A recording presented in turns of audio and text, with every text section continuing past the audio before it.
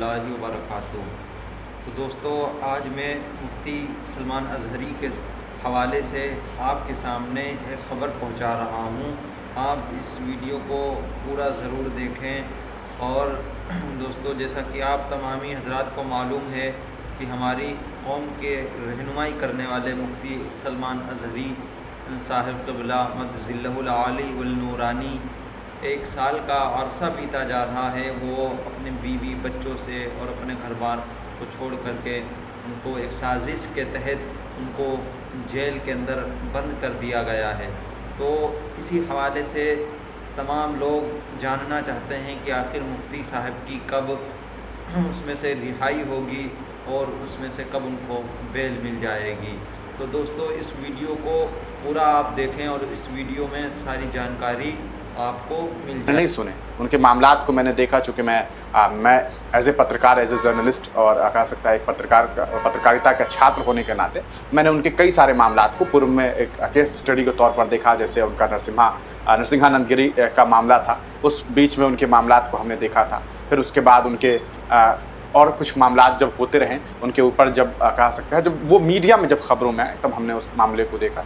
वरना मैं बहुत कम उन्हें सुना हूँ और न मैंने कभी बहुत ज़्यादा उन्हें नहीं सुना था। लेकिन चूंकि उनके ऊपर ये मामला था और ये मामला इस तरह से हमने देखा कि भाई एक कह सकते हैं सीधे तौर पर मुस्लिम समाज के धर्मगुरु हैं और काफ़ी चर्चित नाम है, और उनके ऊपर इतना बड़ा मामला अगर होता है तो ये यकीनी तौर पर कहा जा सकता है कि टारगेट हो जाता है। और टारगेटेड मैंने इसलिए देखा क्योंकि उनके स्पीच को लेकर के जो बातें शुरू हुई थी, जो वीडियो उनका वायरल हुआ था, उसमें जो बातें थी वो हम लोगों ने देखी कि कैसे उनका जो कंटेक्स्ट था। और ये बात मैं अपने तरफ से नहीं कह रहा हूँ, ये मुफ्ती सलमान अज़हरी का अपना पॉइंट ऑफ व्यू है जो उनके ट्विटर पर डाला हुआ है। अगर इस बात को बताने से भी किसी को दिक्कत हो जाए तो फिर एक अलग ही बात होगी। लेकिन अगर आप ट्विटर पर देखेंगे तो उनके ट्विटर पर आज भी वो पोस्ट अवेलेबल है, जब वहाँ पर उन्होंने खुद ये सफाई दी थी कि हमने जो बयान दिया था, जो उनका एक शेर था, जो शेर का जो दूसरा मिसरा था जो उन्होंने पढ़ा, उसमें सीधे तौर पर ये बात कही गई थी मुफ्ती सलमान अज़हरी के द्वारा कि आज कुत्तों का वक्त है, कल हमारा दौर आएगा। इसका सीधे तौर पर मतलब हिंदुस्तान की हुकूमत से नहीं था, हिंदुस्तान की आवाम से नहीं था, हिंदुस्तान के किसी संप्रदाय, किसी धर्म, किसी व्यक्ति विशेष से नहीं था। उनका मामला इसराइल और फ़लस्तीन के मामले पर वो स्पीच दे रहे थे, भाषण दे रहे थे, और उस कॉन्टेक्स्ट में उन्होंने वो बातें कही थी। तो उसका लेना देना भारत से तो बिल्कुल बनता ही नहीं, और भारत से कोई उसकी बात नहीं बनती है। लेकिन भारतीय जनता पार्टी के एक नेता हैं और कुछ लोगों ने उनको लेकर के शिकायतें की। बाद में आपने देखा किस तरह से अलग अलग जगहों पर उनके ऊपर FIR दर्ज हुए। तमाम जगह FIR दर्ज होने के बाद क्या कुछ हुआ या सीधे तौर पर जान रहे समझ रहे। अब खैर इस पूरे मामले में वो गुजरात हाई कोर्ट पहुंचे। गुजरात हाई कोर्ट में उन्हें कहीं से रिहाई नहीं मिल पाई। 3 जगह से उन्हें ज़िला कोर्ट ने बेल तो दिया था, बाद में उनके ऊपर पासा लग गया। पासा के बाद वो भी हाई कोर्ट में थे। हाई कोर्ट से उनका मामला सुप्रीम कोर्ट पहुंचा। सुप्रीम कोर्ट में उनको लेकर के सुनवाइयाँ चल रही।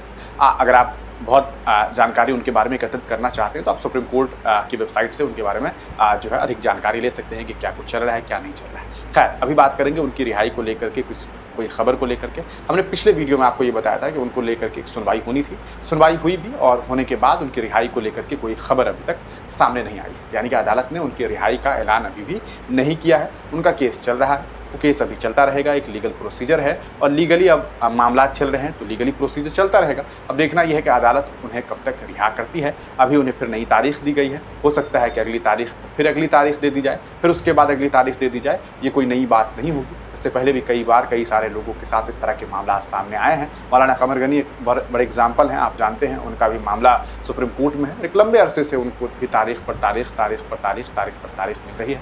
हमें उम्मीद है तमाम उलमाओं के लिए कि उनकी रिहाई हो, उनके लिए आसानी का मामला हो। चूँकि ये लोग वो लोग हैं जो समाज को सुधारने का काम करते हैं, समाज को एक अच्छा मैसेज देने का काम करते हैं। तो हम तमाम लोग इसी उम्मीदों के साथ जो हैं कहा जा सकता है, हमें यही उम्मीद है कि जल्द से जल्द वो रिहा हो जाएं, और होने के बाद जो है एक बार फिर वो लौटें और उसी तेवर में, और उसके बाद अपने बयान से लोगों को जो है वो एक रोशनी दे। एक जो आँखों के सामने जो अंधेरा फैला है उन अंधेरों को ख़त्म किया जाए।